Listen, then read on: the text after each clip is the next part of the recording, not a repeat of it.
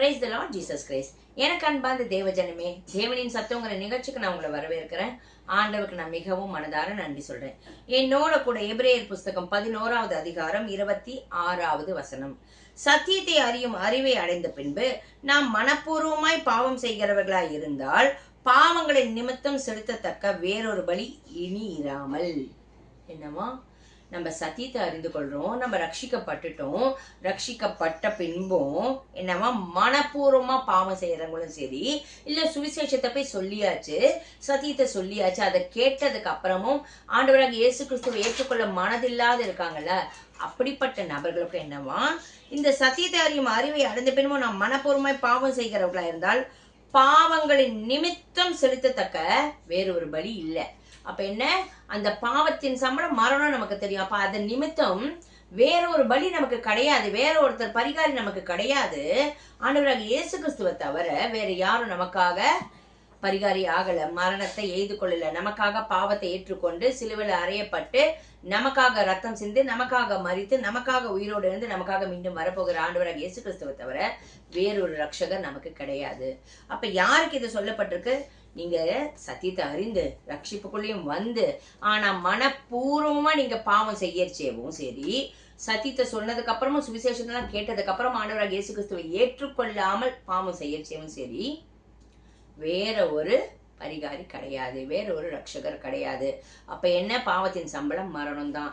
அப்ப அந்த பாவாக்னி, அந்த நரகத்துக்கு தப்பிக்கொள்ள முடியாது. அதுதான் இந்த வேத வசனம் சொல்லுது. அப்ப இன்னைக்கு நீங்க எப்படிப்பட்ட நபராக இருந்தாலும் உங்களை தேடி சுவிசேஷம் வரும்போது, உங்களை நீங்க ரட்சிக்கப்பட்டு நீங்க ஆண்டவரை ஏற்றுக்கொண்டு திருப்பி மனப்பூர்வமா பாவம் செய்றீங்கன்னா ஒரு விஷயம், மனம் திரும்புங்க, பரலோக ராஜ்யம் சமீபமா இருக்கு. ஆமீன். ஏன்னா பாவத்தின் சம்பளம் மரணமா இருக்கு. வேறொரு பரிகாரி நமக்கு கிடையாது, வேறொரு ரட்சகர் கிடையாது. ஆண்டவராக இயேசு கிறிஸ்துவை அண்டி வேறொரு வானத்தின் கீழும் பூமியின் மேலும் வேறொரு நாமம் நமக்கு கொடுக்கப்படல. அப்ப ஆண்டவராக இயேசு கிறிஸ்துவை விசுவாசித்து அவரை சொந்த ரட்சகராக ஏற்றுக்கொண்டு நம்ம பாவத்துக்கு மரித்து கிறிஸ்துவுடன் உயிரோடு எழுந்தாதான் நமக்கு நித்திய ஜீவன் அடைய முடியும். ஆமீன். நம்ம ஜெபிக்கலாம். எங்கள் அன்பின் பரலோக தகப்பனே, இந்த வேத வசனத்தின்படி ஆண்டவரே, சத்தியத்தை அறிந்து கொள்ளும் போது சத்தியம் உங்களை விடுதலையாக்கும் என்று வேதம் சொல்லுகிறது ராஜா.